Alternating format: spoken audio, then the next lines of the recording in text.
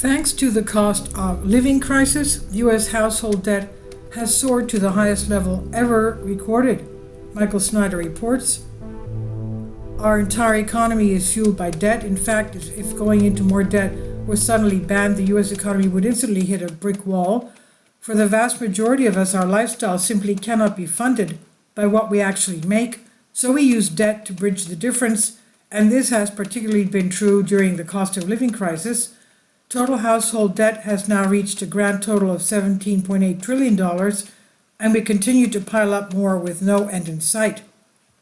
A quarterly report published this month by the Federal Reserve Bank of New York on household credit and debt found that between the first quarter of 2021 and the second quarter of 2024, credit card debt surged 48.1%, while household debt, which includes mortgages and auto loans, rose by 21.6%.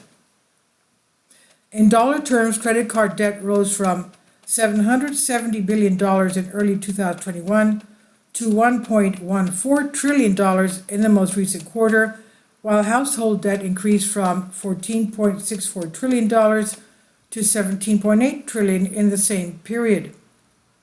I did not realize that credit card debt had risen by more than 48% since the first quarter of 2021. This is extremely alarming because it indicates that millions upon millions of households are literally living on the edge of financial disaster. And the fact that delinquency rates have been climbing just underscores how serious things have become. Amid American households' rising debt burdens, delinquency rates have grown as well. In the last 12 months, about 9.1% of credit card debt balances and 8% of auto loans balances moved into delinquency, the highest level since early 2011 and the end of 2010, respectively.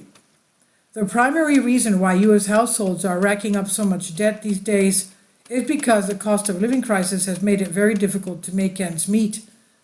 One voter that was interviewed by Fox News admitted that her money went a lot further 4 years ago, and she said, "My family's income has not changed, but our comfort level has significantly decreased." Stay-at-home mom and homeschool teacher person said, "Money went a lot further 4 years ago. We were able to cover our bills and still have money saved. The economy has plummeted with the current administration, and to add on to that, where I live in California, the cost of living is much higher."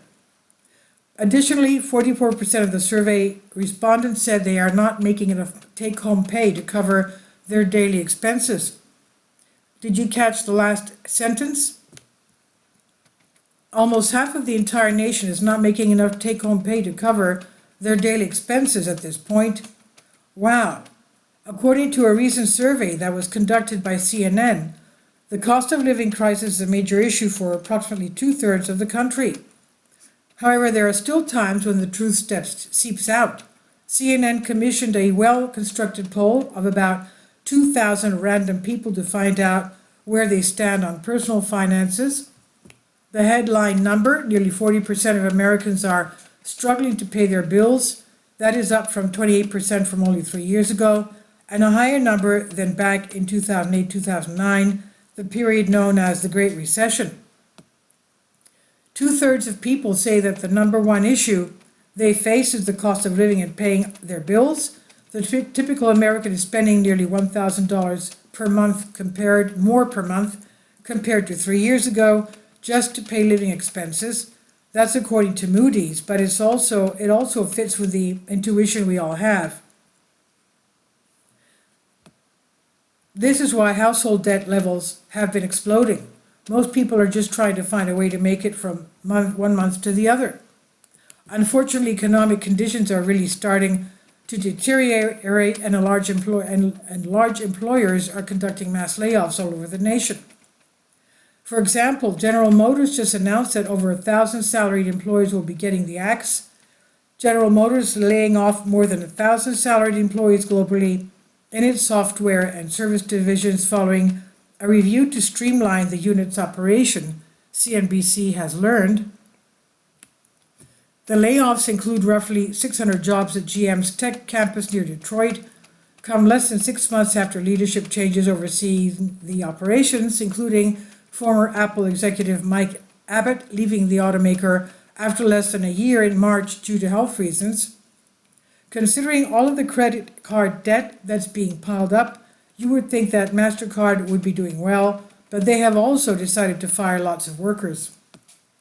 Approximately 3% of MasterCard's workforce are facing layoffs, with the payment services company slated to finish a majority of the notifications in the third quarter, the company said in a Friday statement to Fox Business.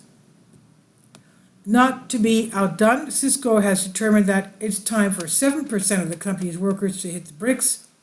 Cisco is embarking on a restructuring to allow it to invest in key growth opportunities and drive more efficiency in its business.